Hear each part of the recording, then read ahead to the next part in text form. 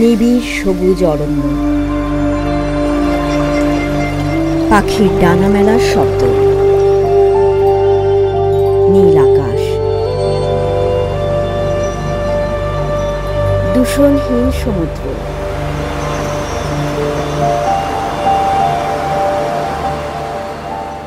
আমাদের নীল গ্রহকে আমরা এমনভাবেই দেখতে চাই, পরিবেশ ও প্রতিবেশের উন্নয়নের মাধ্যমে নিশ্চিত করা সম্ভব সেই নির্মল প্রকৃতি ও জীববৈচিত্র্য।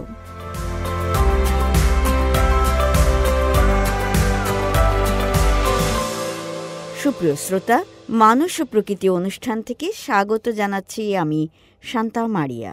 বিশাল দেশ চীনের রয়েছে সমৃদ্ধ জীববৈচিত্র্য।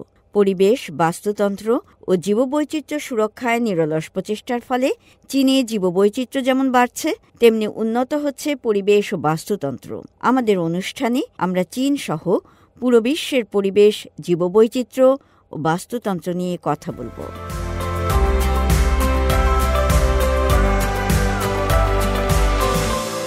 চীনে এখন উৎসবের আমেজ। 29 জানুয়ারি শুরু হয়েছে চীনের চান্দ্র ক্যালেন্ডার অনুযায়ী নতুন বছর।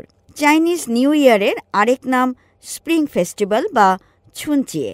এই বসন্ত উৎসবের শুভেচ্ছা জানানোর রীতিতে পিছিয়ে নেই পান্ডা শাবকরাও। মজার এই গল্প শুনব প্রতিবেদনে।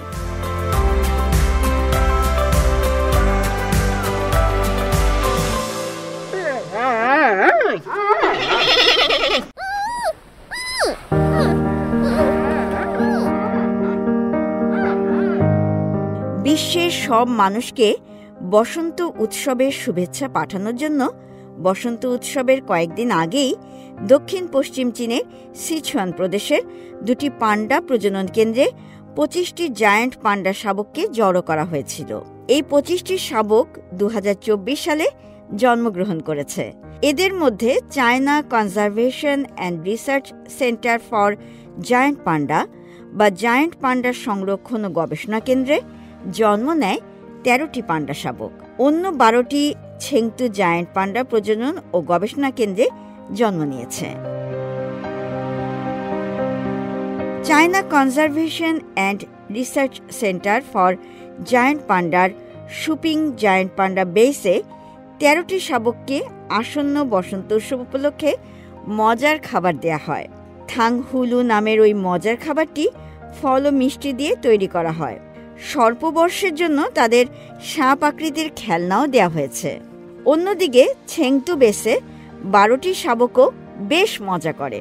লণ্ঠন ও অন্যান্য ঐতিহ্যবাহী সামগ্রীতে সাজানো জায়গায় তারা খেলা করে। দুটি সংস্থা জাতীয় জায়ান্ট পান্ডা সংরক্ষণ এবং গবেষণা কেন্দ্র গঠন করে। এটি একটি বিশ্বমানের প্ল্যাটফর্ম যা 2023 সালে জায়ান্ট পান্ডা গবেষণা সহযোগিতা এবং বিনিময়ের জন্য উদ্বোধন করা হয়েছিল। বছরের পর বছর ধরে সংস্থাগুলো জায়ান্ট পান্ডা সুরক্ষা এবং একাডেমিক আদান প্রদানে সহযোগিতা করছে। পান্ডার সংখ্যা বৃদ্ধি এবং আবাসভূমি সুরক্ষার মতো বড় গবেষণার ক্ষেত্রেও সাফল্য অর্জন করেছে। দুটি সংস্থা জায়ান্ট পান্ডা জাতীয় উদ্যানকে সমর্থন করার জন্য বিশেষজ্ঞ প্যানেলও একত্র করেছে, যা 2021 সালে প্রতিষ্ঠিত হয়েছিল এবং সিচুয়ান, শানসি এবং কানসু প্রদেশের কিছু অংশ জুড়ে রয়েছে। এই ধরনের সুরক্ষা প্রচেষ্টার ফলে প্রকৃতি সংরক্ষণের জন্য ইন্টারন্যাশনাল ইউনিয়নে জায়ান্ট পান্ডা স্ট্যাটাস এখন এন্ডেঞ্জার্ডের পরিবর্তে ভালনারেবল হয়েছে। তার মানে জায়ান্ট পান্ডা আর বিপন্ন প্রজাতির প্রাণী নয়। এটা একটা বড় অর্জন ও সাফল্য। সরকারি তথ্য অনুসারে চীনে জায়ান্ট পান্ডার সংখ্যা 1980-র দশকে ছিল 1100, যা এখন বেড়ে 1900 হয়েছে। সারা বিশ্বে বন্দি অবস্থায় পান্ডার সংখ্যা 757টি।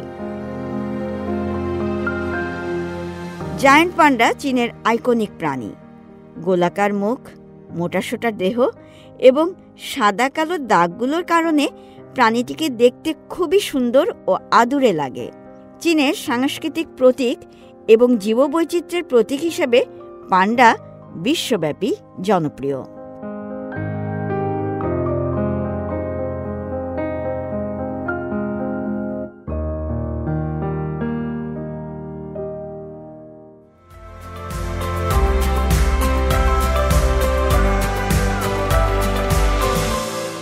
সুপ্রিয় শ্রোতা, শুনছেন মানুষ ও প্রকৃতি। অনুষ্ঠানের এ পর্যায়ে রয়েছে প্রকৃতি সংবাদ। প্রকৃতি সংবাদ নিয়ে আসছেন হোসনে মোবারক সৌরভ।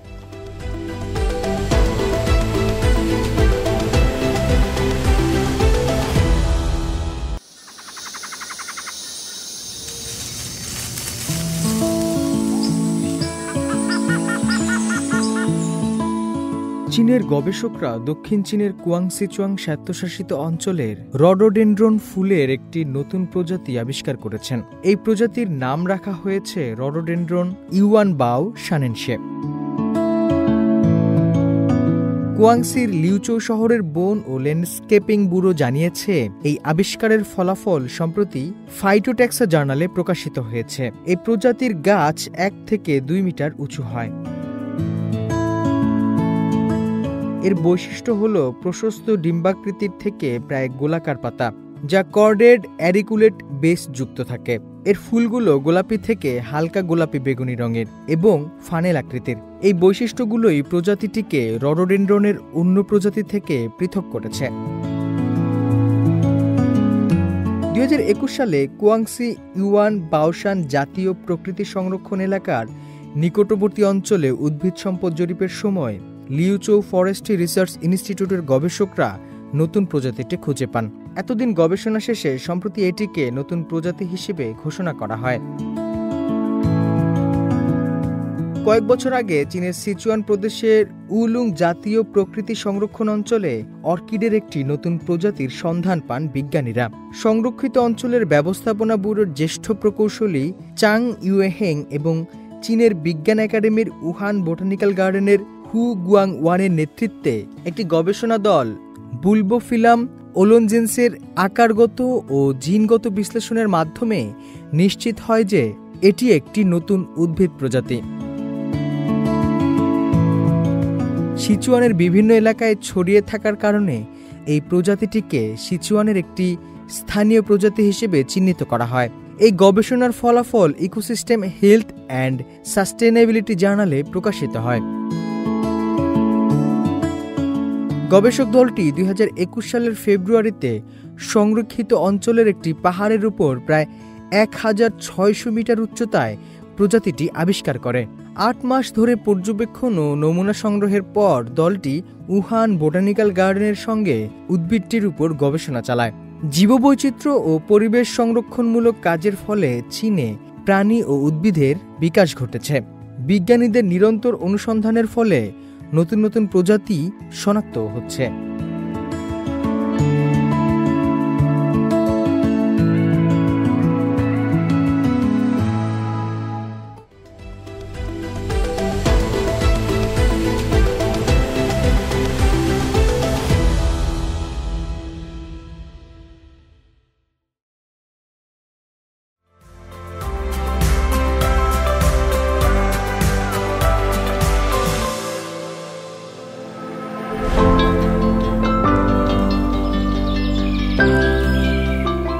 সুপ্রিয় শ্রোতা, আমাদের প্রিয় এই বিশ্বকে বাসযোগ্য করে গড়ে তুলতে প্রত্যেকের রয়েছে কিছু ভূমিকা। আসুন জীববৈচিত্র্য রক্ষায় এগিয়ে আসি। উত্তর গোলার্ধের বিভিন্ন স্থানে এখন শীতকাল চলছে। বাংলাদেশের কিছু কিছু জলাশয় এখন মুখরিত পরিযায়ী পাখির কলকাকলিতে। আসুন একটু উষ্ণতার খোঁজে শীতল ভূমি থেকে দক্ষিণে উড়ে আসা পরিযায়ী পাখিদের নিরাপত্তা নিশ্চিত করি। এই আহ্বান জানিয়ে আপনাদের কাছ থেকে বিদায় নিচ্ছি আমি শান্তা মারিয়া। আগামী সপ্তাহে আবার কথা হবে। চাইচিয়েন।